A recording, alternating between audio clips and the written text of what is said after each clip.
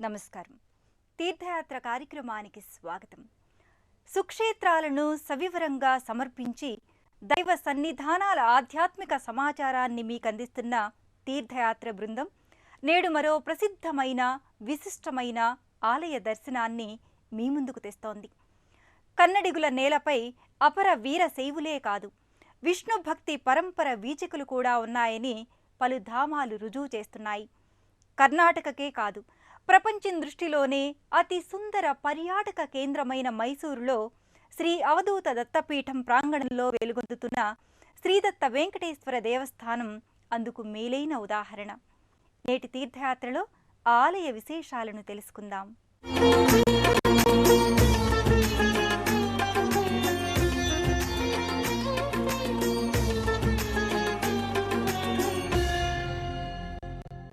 అనాథరక్షక గోవింద, ఆపద్బాంధవ గోవింద, శరణాగత వత్సల గోవింద, కరుణాసాగర గోవింద అని ఎవరు వేడినా వెంటనే వేంచేసే వేల్పు వెంకటేశ్వరుడు. ఆ శ్రీనివాసుడు తన శరణు కోరిన శిష్టుల కష్టాలను శమింపచేసే శంఖచక్రధరుడు, కరుణారసాన్ని ప్రసాదంలా పంచే కమల దళాక్షుడు. ఆ కలియుగ దైవం ఏడుకొండలపైనే కాదు, ఎక్కడైనా వెలసి నిలిచే దేవుడు. మైసూరు మహానగరంలోని ఓ ఆశ్రమ ఆవరణ సతుల సమేతంగా కొలువుదీరమని సాదరంగా ఆహ్వానించి ప్రాణ ప్రతిష్ఠితుణ్ణి చేసింది. ఆ సుందర ధామాన్ని, వెంకటనాథుణ్ణి వేగరమే దర్శించుకుందాం పదండి. శ్రీవైకుంఠ విరక్తాయ స్వామి పుష్కరిణీ తటే రమయా రమమాణాయ వెంకటేశాయ మంగళం. శ్రీలక్ష్మి లేని వైకుంఠంపై విరక్తుడైన స్వామి తాను కూడా భువిపైకి వచ్చిన వృత్తాంతం మనకు తెలిసిందే. భృగు మహర్షి మహాకోపిష్టి తనను చూచి గౌరవించలేదని శ్రీ మహావిష్ణువు వక్షస్థలిపై కాలితో తన్నాడు. ఆ కాలితాపు తగిలిన తన తావు అయిన విష్ణు వక్షస్థలి అపవిత్రమయ్యిందని వైకుంఠాన్ని వీడి శ్రీలక్ష్మి భూలోకానికి వచ్చేసింది. తన దేవేరిని వెతుక్కుంటూ భువిపై సప్తగిరులపై శ్రీనివాసుడిగా ఏడుకొండలవానిగా వెంకటేశ్వరుడు వెలిశాడు. భూదేవి శ్రీదేవులిరువురికి పతి అయినాడు. కలియుగవాసుల కోర్కెలు ఈడేర్చే ఆ కోనేటి రాయుడు తిరుమలగిరులపైనే కాక భరతభూమిలో పలుచోట్ల కొలువై ఉన్నాడు. తాను నెలకొన్న చోట్లన్నీ ప్రసిద్ధ క్షేత్రాలై వెలుగొందుతున్నాయి. మైసూరు మహానగరాన శ్రీ శ్రీ శ్రీ గణపతి సచ్చిదానంద స్వామీజీ వారి అవధూత దత్తపీఠాశ్రమవాసుడై భక్తజన సామీప్యుడయ్యాడు స్వామి. తిరుమల తిరుపతిలోని శ్రీ వెంకటేశ్వరుని రూపువలే ఇక్కడి స్వామి కూడా వెలుగొందుతున్నాడు. నిలువెత్తైన విగ్రహం స్థానక భంగిమలో శ్రీ వెంకటేశ్వరుడు ఇక్కడ దర్శనమిస్తాడు. మూల విరాట్టు దర్శనానికి అవలంబించాల్సిన విధి ప్రకారం భక్తులు ముందుగా పాదాలను, ఆ తరువాత కటిభాగాన్ని, వక్షస్థలాన్ని, ఆపై స్వామివారి ముఖారవిందాన్ని తేరిపార చూసి భక్తితో తరించిపోతారు. ఓం శ్రీ వెంకటేశాయ నమః, ఓం శ్రీనివాసాయ నమః, ఓం లక్ష్మీపతయే నమః అంటూ అష్టోత్తర శతనామావళిని మనసులో స్మరించుకుంటారు భక్తజనం.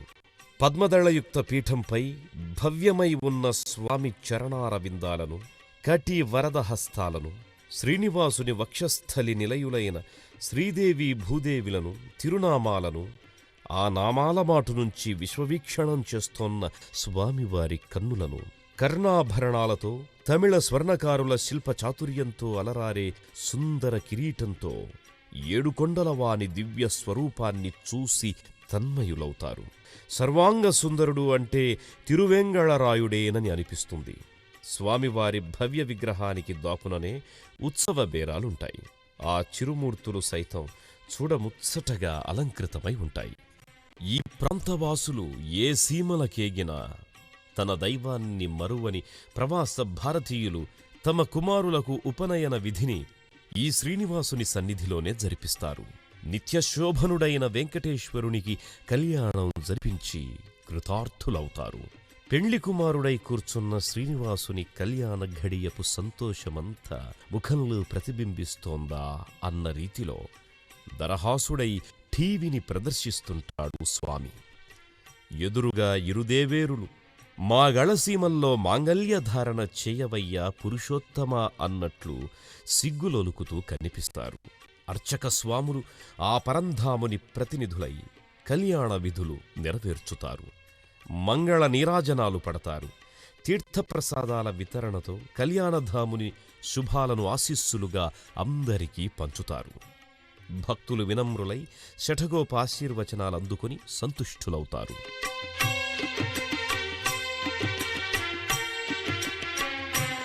శ్రీదత్త పీఠంలో నెలకొన్న దత్త వెంకటేశ్వరుని కోవెల పరమ సుందరధామం అన్న పదంలోని అక్షరమక్షరానికి సాకార రూపమన్నట్లుంటుంది. అందాల నగరం మైసూరైతే సుందర ఆరామం ఈ ఆలయం. ఆపద మొక్కులవారి ఆరామ సౌందర్యాన్ని మనము ఆస్వాదిద్దాం.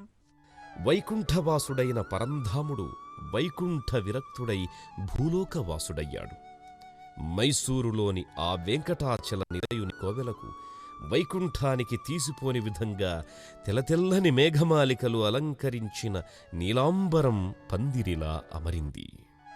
ఆకాశపు దారులలో ఎగిరే పక్షులు సైతం తిరునామాకృతిలో ఎగురుతూ గోపుర వీక్షణానికి అందాలు అద్దుతున్నాయి. సప్తగిరులకు ప్రతీకగానో, సప్త ఋషులను జ్ఞప్తికి తెస్తున్నట్లుగానో, సప్తస్వరాలను వినిపిస్తున్నట్టుగానో, సప్త సముద్రాలకు సాక్షిగానో సప్త కలశాలతో రాజగోపురం అలరారుతోంది. ఆ రాజగోపురాన నలువైపులా భాగవత, మహాభారత, రామాయణాది పురాణ ఘట్టాలను విశదీకరించే విగ్రహ సముదాయాలు, దశావతారమూర్తులు, గోపుర మూలల్లో అష్టదిక్పాలకులు, భారవాహులు, పలు వరసల్లో దేవ, యక్ష, గాంధర్వ, కిన్నెర, కింపురుషులు, ఇలా సర్వపురాణగాథల పాత్రలు కొలువై రాజగోపురం కాదు మహారాజగోపురం విరాజిల్లుతోంది. సుదర్శన చక్రం శీర్షాన ధరించిన ధ్వజస్తంభం నలుదిశలా భక్తిభావాలను ప్రసరిస్తూనే ఉంటుంది. శ్రీదత్త వెంకటేశ్వరుని కోవెల ప్రవేశ మార్గం, ప్రధాన మందిర విమాన శిఖరం స్వర్ణకాంతులతో మిలమిలలాడుతూ తిరుమల తిరుపతి శ్రీ వెంకటేశ్వరుని ఆనంద నిలయాన్ని, విమాన శిఖరాన్ని గుర్తుకు తెస్తాయి. మహారాజగోపురానికి ఇరువైపులా ప్రాకారాలపై ఓవైపు విశ్వరూపాన్ని ప్రదర్శించే శ్రీ మహావిష్ణువు విరాట్ రూపం, మరోవైపు యజ్ఞ విధులను నిర్వహించే ఋత్విక్కులు కనిపిస్తారు. విరాట్ రూపులైన జయ విజయులు ద్వారపాలకులుగా ఉన్న రాజగోపుర మహాద్వారం దాటి లోగిలిలోకి అడుగిడగానే దత్త వెంకటేశ్వరుని ఆలయ శోభ అంగరంగ వైభవంగా కనిపించి భక్తజన హృదయాలు భక్తి మందారాల్లా విప్పారుతాయి. ప్రధాన మందిర సభామంటపమంతా గర్భాలయం, గర్భాలయానికి ఇరువైపులా 2 ఉపమందిరాలు పలు దేవతా ప్రతిమలతో కళకళలాడుతూ ఉంటాయి. పైకప్పు భాగాన శంఖచక్ర గరుడ చిత్తరువులతో వర్ణరంజితంగా ఉంటుంది.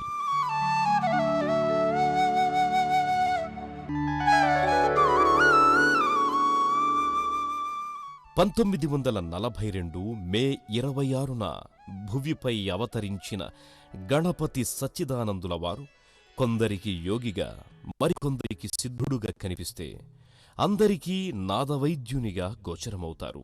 దత్తపీఠాలను ఏర్పరిచి ప్రపంచ వినువీధుల్లో ఆధ్యాత్మిక ప్రభంజనాన్ని ప్రసరింపజేస్తున్న గణపతి సచ్చిదానంద స్వామీజీ వారికి ఈ మైసూరు శ్రీదత్త వెంకటేశ్వరుడంటే ఎంతో ప్రీతి.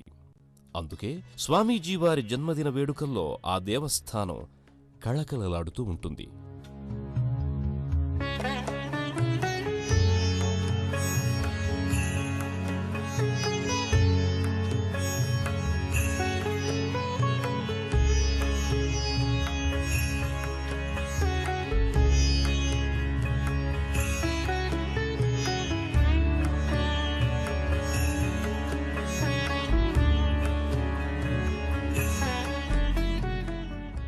వైకుంఠాన్ని వీడి వచ్చిన శ్రీ మహావిష్ణువు వెంటబడి వైకుంఠం కూడా భువిపైకి విచ్చేసిందా అన్న రీతిలో ఈ మైసూరు దత్త వెంకటేశ్వరుని సన్నిధి అలరారుతుంటుంది. ఆలయ ప్రాంగణమే కాక ఆలయ పరివేష్టిత దేవతలు కూడా అలా అమరి ఉంటారు. ప్రధాన ఆలయ సభా మంటపంలో గర్భాలయంతో పాటు పలు దేవతా మందిరాలు కూడా ఉన్నాయి. గర్భాలయానికి కుడివైపున స్వామివారి ఇష్టదేవేరి అలర్మేల్మంగా పద్మావతి మందిరం ఉంటుంది. ఆ మందిర మూలవరులుగా అమ్మవారి విగ్రహం నల్లరాతిలో శిల్పితమై చూడచక్కని సౌందర్యంతో ఆకర్షణీయంగా ఉంటుంది. పట్టుచీర కట్టి ఎదసీమపై మంగళసూత్రాలతో నిండు ముత్తైదువల కళకళలాడుతూ మంగళకరిగా సకల శుభంకరిగా దర్శనమిస్తుంది అమ్మవారు. పద్మావతి మందిరం చుట్టూ గోడల చిరుగవాక్షాలలో ధన ధాన్య ధైర్య విద్య సంతాన విజయ వరలక్ష్మీ రూపాలతో పాటు మహాలక్ష్మి, మహాసరస్వతి, మహాకాళి, గజలక్ష్మీ ప్రతిమలు కూడా ఉంటాయి. గర్భాలయానికి ఎడమవైపున వైద్యనారాయణ స్వరూపుడైన ధన్వంతరి ఉపమందిరం ఉంటుంది. పట్టుధోవతి ధరించిన ఆ వైద్యోనారాయణ ధన్వంతరి స్వామి చేమంతులు గులాబీ పుష్పమాలాలంకృతుడై స్థానక భంగిమలో ఉంటాడు. చక్కని తిరునామం దిద్దుకొని విస్ఫారిత నేత్రద్వయంతో కృష్ణశిలామూర్తిగా కనులకింపుగా కనిపిస్తాడు. ధన్వంతరి మందిరం ప్రదక్షిణలు చేసే భక్తులకు చుట్టూ కుడ్య మందిరాలలో శ్రీ మహావిష్ణువు దాల్చిన దశావతారాలు చిరు ప్రతిమలుగా అమరి ఉంటాయి. ఆ పక్కనే ఆదిత్య, సోమ, మంగళ, బుధ, గురు, శుక్ర, శని, రాహుకేతు నవగ్రహాల మందిరం భక్తజన గ్రహదోషాల నివారణకై అర్చనాది ప్రదక్షిణలు స్వీకరించేందుకు సిద్ధంగా ఉంటాయి. శ్రీదత్త వెంకటేశ్వరుని మందిర సభామంటపంలో మరో విశిష్ట దర్శనం స్ఫటికలింగ దర్శనం. స్పష్ట పారదర్శకతతో చూడముచ్చటైన కొలువ మహిమాన్వితమైన ఆ స్ఫటికలింగం దర్శించుకునే వారికి ఓ అనిర్వచనీయమైన భావన కలుగుతుంది. అంతేకాదు, ఆ స్ఫటికలింగాకారం చుట్టూ 9 వివిధ వర్ణాల స్ఫటికలింగాకృతులు ఒకే పానవట్టంలో ఉంటాయి.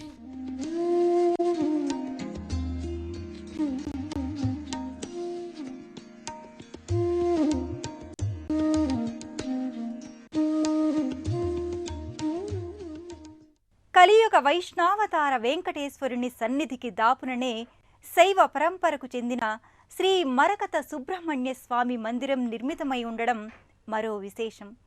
శ్రీ వెంకటేశ్వర అవతార విశేషంలో సుబ్రహ్మణ్య తత్వ అంశ ఏమైనా నిగూఢమై ఉందా? పురాణపర అంతరార్థం ఏమైనా ఇమిడి ఉందా? ఆ ఆలయ సందర్శనంతో పాటు ఆ విశేషాలను తెలుసుకుందాం.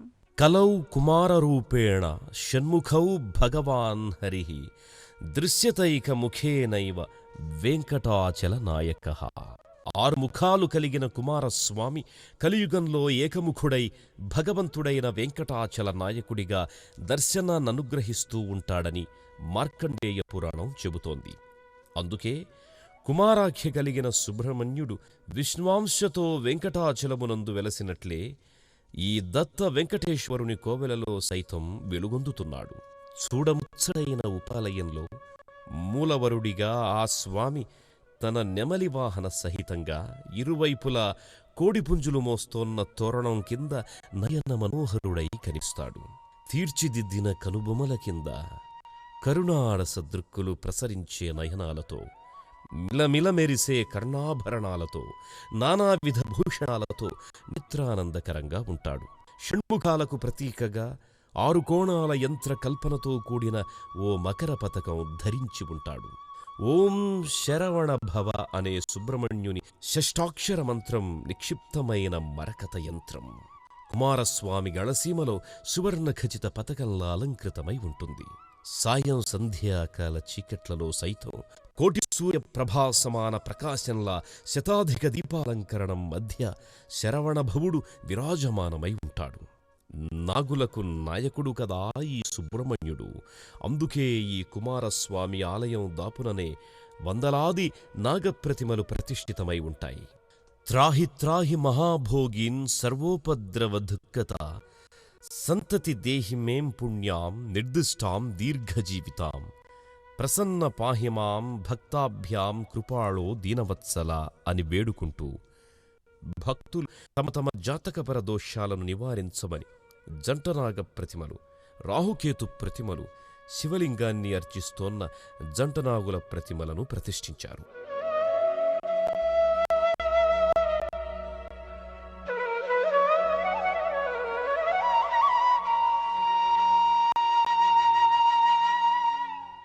మైసూరు అవధూత దత్తపీఠ ఆశ్రమ ఆవరణంతా సకల దేవతా మహిమా అన్న రీతిలో శైవ వైష్ణవ శక్తి రూపిణి అవతారులు గురుదేవులు కొలువుదీరి ఉన్నారు.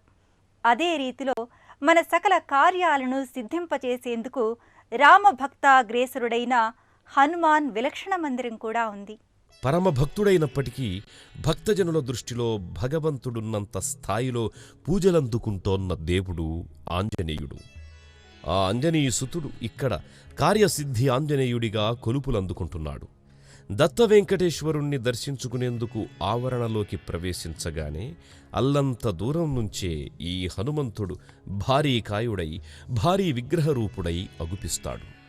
అభయముద్రతో ఓ విలక్షణ రాతిలో మలచబడ్డ ఆంజనేయుడు ఒళ్లంతా విభూది అలదుకున్నాడా అన్నట్టుగా తెల్లని ఛాయతో మెరసిపోతుంటాడు.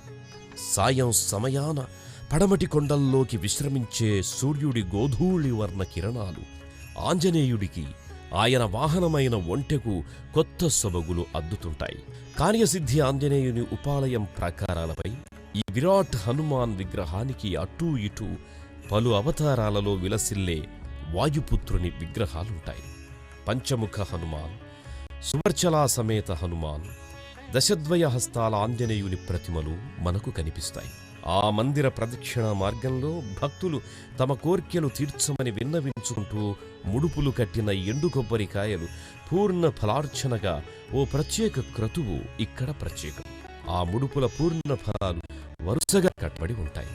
జయ జయ రామ జయ శ్రీరామ, నమో హనుమతాయే నమః అనే వాక్యాలు రాసిన కాషాయ వర్ణ జెండాలు గుడి చుట్టూ అలంకరించబడి ఉంటాయి. ప్రదక్షిణలు చేసుకున్న వారు లోపలికి అడుగిడిన భక్తజనులకు ఓ పాలరాతి మందిరాన దాదాపు సంపూర్ణ వానర రూపంలో ఉన్న మర్కటావతార శ్రీ కార్యసిద్ధి ఆంజనేయ స్వామి దర్శనం లభిస్తుంది. నల్లని శరీర ఛాయతో ఒళ్లంతా తెల్లని వెంట్రుకలమయంగా ఉన్న వానర స్వరూపుడిగా ఆ స్వామి అలంకృతమై ఉంటాడు. హంసతోరణం కింద మీ కార్యాలను నేను నెరవేరుస్తాను కదా, చింతయేల మీకు అన్నట్లు అభయమిస్తూ స్థానక భంగిమలో ఉంటాడు ఈ కార్యసిద్ధి ఆంజనేయుడు. పైనుంచి వేలాడే గజమాలల మాటు నుంచి చూస్తున్నట్టుండే ఈ వాయునందనుడు వనవానరంలా గోచరిస్తాడు. ముకుళిత హస్తులై తమ కోర్కెలు విన్నవించుకునే భక్తులకు హనుమ ఇచ్చే కనువిందైన దర్శనానుగ్రహంతో సంతుష్టులవుతారు. స్వామివారి వాహనమైన ఒంటె తమ స్వామి ఎప్పుడొస్తే అప్పుడు తాను సిద్ధమన్న రీతిలో కూర్చొని ఉంటుంది. ఆ వెనుక అష్టాదశ దీప వనరులున్న ఓ భవ్య దీపస్తంభం, ఆ దీపస్తంభం అగ్రభాగాన నమస్కార ముద్రతో వైష్ణవ సేవకుడైన గరుడ స్వామి ఉంటారు.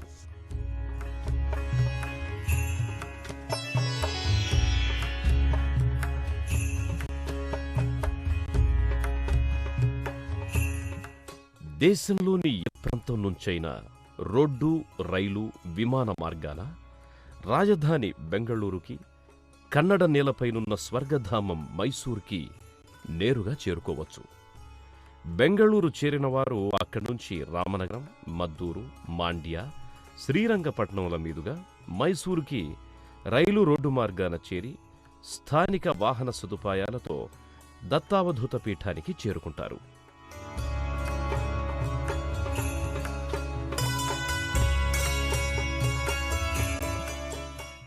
శ్రీనివాస గోవింద, శ్రీ వెంకటేశ గోవింద, గోవింద హరి గోవింద, గోకులనందన గోవింద అని ప్రియమారా గోవిందనామాలను స్మరించగానే ఆపద ముక్కులను తీర్చే ఆపన్నవరదుడు ఈ దత్త వెంకటేశ్వరుడు. ఆ దేవదేవుని కటివరద హస్తాలు మనల్ని ఎల్లప్పుడూ ఆశీర్వదిస్తూనే ఉంటాయని ఆశిద్దాం. ఆ దేవదేవునితో పాటు కొలువైన దేవతలందరి కృప మనందరికీ దక్కుతూనే ఉంటుందని కోరుకుందాం. మరో తీర్థయాత్రలో మళ్ళీ కలుసుకుందాం. అంతవరకు ఓం నమో వెంకటేశాయ అనుకుంటూ సెలవు తీసుకుందాం. పుణ్యక్షేత్రాల దర్శనం, అపురూప ఆలయాల సందర్శనం, తీర్థయాత్ర కార్యక్రమాన్ని ఇప్పుడు యూట్యూబ్ ఆన్లైన్లో www.youtube.com/ETV News లింక్ ద్వారా కూడా